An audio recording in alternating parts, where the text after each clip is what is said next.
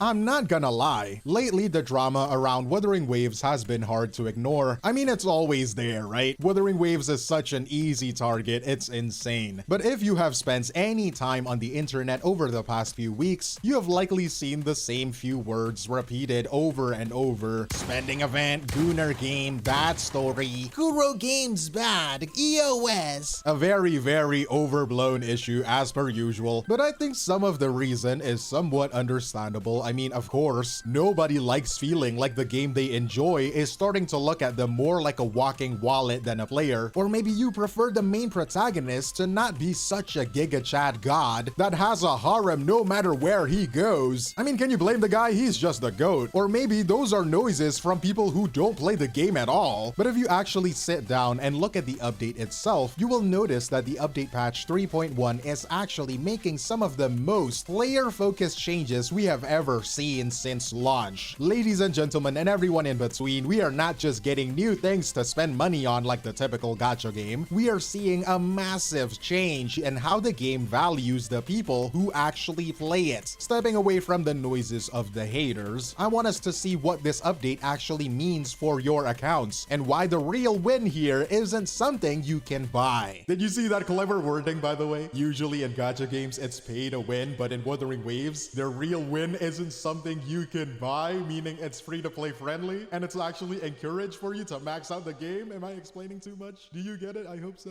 Anyways, let's just get into the sponsor of today's video. Before we get back into the chaos, I need to show you what I've been addicted to lately. I have been building my dream squad of Marvel heroes and villains, and honestly, the strategy in this game is actually deep. I'm talking about Marvel Strike Force. It is a visually stunning squad RPG where you recruit everyone from Iron Man and Wolverine to Doctor Doom. But you can't just mash buttons. It is all about synergy. I have been running a symbiote team, and pairing characters like Carnage with Venom makes them absolute monsters on the battlefield. You really have to think about your team comp to dominate in modes like Alliance War or the Cosmic Crucible tournaments. If you're new, you can unlock up to 17 characters like Thor and Captain America in just your first 30 days. But it gets better because I've got a head start for you. Download the game using my link below or scan the QR code and use the promo code VenomFree. This unlocks Venom instantly. He is an amazing early game character that will jumpstart your progress. Don't wait, hit that link in the description, grab Venom for free, and I'll see you in the game. Let's get back into the video. So people are losing their minds over the fact that some rewards are sitting behind a paywall. But while everyone was busy arguing about gacha politics, the drama ended up acting like a distraction that has kept us from looking at the massive changes Kuro is making to the actual bones of the game, the foundation of it all, and showing care for the players that have played since the early stages of the game. So if we just move past the unnecessary noise of the drama, we find something much more interesting. It's a new system called Star Paths Intertwined, and usually when a gacha game wants to be generous, they look forward, right? They give you rewards for what you are doing now or what you might do tomorrow. But instead of just checking your wallet, the game is finally checking your clock. They are treating the hours you have played like money. Let me explain. By rewarding you for things like how many days you have logged in since the rocky buggy days of version 1.0, or how many characters you have built over the last 2 years, they're not just giving out freebies here like, oh, here's 30 asteroids for your mint picking efforts. Oh yes, and a fowl for cooking. None of that. Here, they're paying you a dividend. And if you don't know, a dividend is a reward a company gives to the people who have stuck with them for a long time. And I'm not saying Wuthering Waves is a job. It's just an analogy, I guess. But more than that, it is an acknowledgement that you stayed through the ups and downs of the game. The rough patches, the bugs, the dry updates, the grind, but also the peak absolute cinema moments, the gathering wives, the fun challenging combats, the innovative events, the great side games, and all of the awards the game has won. If you are someone who has been playing since the start, a veteran for the WUA player base if you will, you are getting about 39 limited pulls just for existing, like legit just like that. When you add up the points from your login history and the 1600 asteroid they're dropping in the mail, it is like you're getting a massive injection of Gamba money. And let's be honest here, this ain't no small PP gift. This is an early Valentine's Day gift, brother. They're showing you appreciation, like thank you for playing our game for this this long. I love you, Kuro Games! But you know, if you're a relatively new player, you can grind it out and one day you will get the same amount of pulls. But it's not just about what you get from this event, right? Some community members have been doing the math for the entire 3.1 patch cycle, and the numbers are honestly a bit unbelievable for me. I mean, look at this, right? For a pure free-to-play friendly player, we are looking at an estimated total of around 170-ish pulls. More than that if you're a monthly sub player, and that number jumps to over 200. Even if these are just projections, it paints a very clear picture. Between the asteroid from the exploration and the pulls from the new events, you are practically guaranteed to walk away with at least one limited character. Even if your luck is as bad as mine, you know what I'm saying?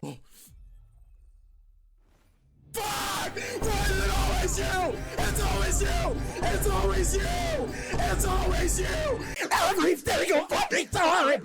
Like the video right now or you will lose to Ling Yang. This is not a curse, this is a promise. And another thing I want to mention that probably not a lot of people are talking about, Kuro is handing you a huge amount of pulls for you to guarantee a character that enters us into the new meta. The most powerful way to play right now is shifting towards characters like Amy. This means veterans can jump into that new playstyle potentially without touching their savings. A massive win for the people who actually play the game rather than the people who just pay for it and leave. And of course, Wuthering Waves is just one of those games that makes you feel so good just exploring the world. Even the grind to a degree is pretty fun, right? And that brings us to the things that the devs will be adding into the game, starting with the regional expansion, Royal Frostlands. When you finally step into the Royal Frostlands, you start to realize why some people are calling 3.1 the real 3.0, the real big update the game actually needed to feel complete in a way. We are not just getting another snowy area like the one in 1.2, or was it 1.1, I forgot. We are getting a story about Amy Cutie Pie, the digital waifu. So we're getting a new main quest and an after story quest, and from the looks of it, we might get another visual novel with the after story, in which Wuthering Waves has been cooking with this one, trying out new stuff to improve the storytelling. So I just think that it's a great addition of content into the game, but the real change is in how we move through this world. 3.1 makes the environment more interactive by improving the motorbike utility. Well, you see, we all know that 2.0 was amazing with the flight system. You have tons of freedom, which is a bit lowered when we got into the 3.0 version, right? You went from flight to motorbike. It's cool, but it's not as free. Did somebody say free? But with the new snow tires that freeze water so you can drive over it, traversal becomes an active choice. You can choose to leap over big distances with pure skill. You see a steep wall and you can just ride over it, and now when you see water in front of you, you can just ride your motorbike above it. You are actually engaging with the terrain, and this is a great thing. And honestly, one of the best moves Kuro made here was the free outfit. Sure, the designs may not please some people, but in most games, if there's a cool new skin, they put it behind a paywall. But here, it's a story reward. You get it just for playing. It lets the whole community own the look and feel of this update together. It is a small detail, but it is one that makes the world feel like it actually belongs to the player somehow. I would like to remind you guys though, that Punishing Gray Raven, Kuro Games' other game, basically Wuthering Waves' sister, gives out free skins pretty often. And as you can see, these free skins aren't like some bad quality skins that are so bad we would rather use the original version of the character. Like, these are actual good skins given away for free, or some of them are farmable for the free-to-plays. As a PGR enjoyer, a woowa lover, I do have high hopes. I mean, I'm a whale, it probably doesn't affect me much, but I would love to see the community just celebrating over free stuff. It's just very nice to see a lot of positivity in the community, right? So when you look at the big picture, from the veteran rewards to the way we move through the world and how we build our characters and how the developers treat their player base, you start to see a very different picture of Wuthering Waves than the ones the Doom posters are trying to portray. For a long time, it felt like Kuro Games Cygames was constantly on the defensive, just chasing after every new community drama to put out fires, but the 3.1 update feels different. It feels like the player base finally stopped worrying about the loudest voices and started focusing on the silent majority, the regular players who just want a game that respects them. The takeaway here is pretty simple. The spending event drama was loud, sure, but if you look past the noise, the real heart of this patch is the effort from the devs to satisfy the player base. This patch isn't defined by what it is asking you to take out from your wallets, it is defined by what it's finally acknowledging about your history with the game. In an industry where the phrase player first is usually just a marketing slogan, something companies say to sound nice without actually doing anything, 3.1 feels like a moment where the developers are counting the hours we have put in. And for once, they're actually paying us back for them. But that is just my view on it, right? Looking at your own account right now, do you feel like the Star Paths rewards actually represent the time you have spent in the game? Or is this just another clever way to keep the login numbers up so the game looks busy? I'm curious to see your thoughts on this, so let me know in the comments below. But that is all from me, 𝗖𝗍𝗆𝗆, and I will see you in the next one. Cheers!